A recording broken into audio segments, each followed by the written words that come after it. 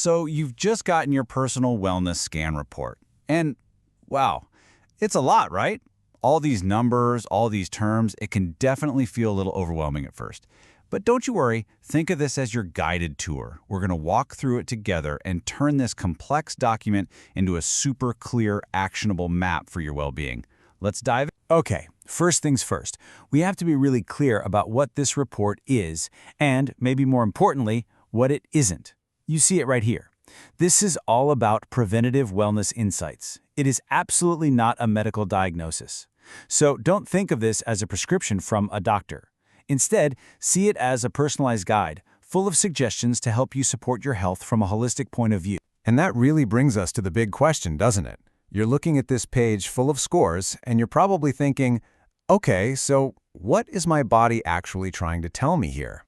We are going to break that down piece by piece so you can look at your own report and know exactly what you're seeing. So, let's start with the blueprint. In this first part, we're just going to learn the basic language of the scan, how to read the thing. Once you get this down, I promise everything else is going to start to click right into place. Everything in your report, and I mean everything, comes down to a really simple scoring system. Just think of 0 as the sweet spot. That's perfect balance. Now, any negative number, whether it's -40 or -80, is basically a little flag. It's signaling an imbalance or some stress in that area. And the lower the number, the more support it's asking for. On the flip side, positive numbers mean things are humming along pretty well. It's a super quick way to see what needs your attention. All right, now that we know how to read the scores, let's actually put it to use. We're going to start with one of the most important systems in your entire body. This report thinks of it as the body's central engine, your gut. Okay, so right away we see this. The jejunum, which is a part of your small intestine, has a score of -42. Now, based on the key we just learned, that negative number is a pretty clear signal that something's a little off balance. So, what in the world is the jejunum, and why should you care about this score? This is where we connect that number to how you might actually be feeling. The jejunum is this middle section of your small intestine, and it's a total powerhouse for absorbing nutrients. So when it's out of balance, it can affect pretty much everything. Your energy, your mood, even your metabolism. See how it's all connected? And here's the best part. The report doesn't just point out a problem and then, leave you hanging. No way. It gives you an action plan. To help with that -42 score, it gives you these clear, doable steps. Things like adding probiotics, using soothing herbs like ginger, and steering clear of processed foods. It gives you a roadmap to get from the data to direct action. All right, let's keep going and see how this all builds. We're moving from the body's engine to its main heavy-duty filter, your liver. This organ does so much vital work behind the scenes every single day. Now, the score for the liver in this report is a -9. It's not nearly as low as that gut score we just saw, but it's still in that negative zone. It's kind of like a little yellow flag saying, hey, I could use a little extra support over here. So why does a -9 on the liver even matter? Well, think about it. Your liver is your body's master detox organ.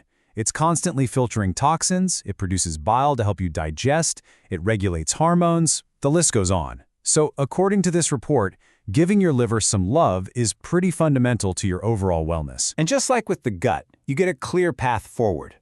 The report suggests simple things, like eating more supportive veggies. Think broccoli and beets, using herbs like milk thistle, and maybe cutting back on things that make the liver work overtime, like alcohol and fried foods.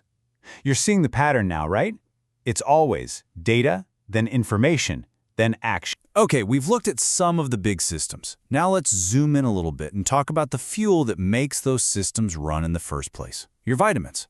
This report gives you a really detailed look at where you stand. A chart like this is so helpful because you can see at a single glance where the biggest nutritional gaps might be. For instance, this report flagged riboflavin, that's vitamin B2, with a really low score. Then you've got niacin and ascorbic acid, which you probably know as vitamin C. These are the top 3 areas that are calling out for more fuel. And this is where the report gets incredibly practical. It doesn't just say, hey, you're low on niacin. It shows you exactly where you can find it in your food. This table is basically a shopping list. It points you to things like beef liver, turkey, and peanuts as awesome sources to help get those levels back into a happy, balanced range. Okay, we've gone deep on specific systems and nutrients. For this last part, let's pull the camera all the way back and look at the big picture philosophy of this whole report and what it suggests for your path forward. The report's holistic approach is perfectly summed up right here, and how it looks at something like allergies. Normally we just focus on the physical trigger, right? The pollen, the food, the chemical. But this report encourages you to look deeper, to ask if there are underlying causes, like an overloaded liver or high stress levels that are making your body overreact.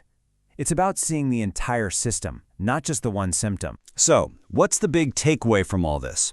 Well, the suggestions in the report really boil down to these 3 core ideas. First, cleanse and replenish.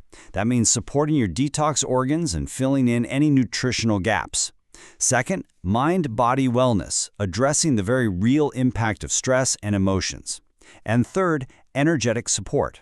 This is the idea of using things like specific sound or light frequencies to gently nudge your body cells back toward balance. So at the end of the day, this report isn't a final grade. It's not a verdict. It is a starting point. It's your own personalized map, showing you the unique terrain of your wellness. And now, the only question left, the most important one, is this. Now that you can read the map, which path are you going to explore first?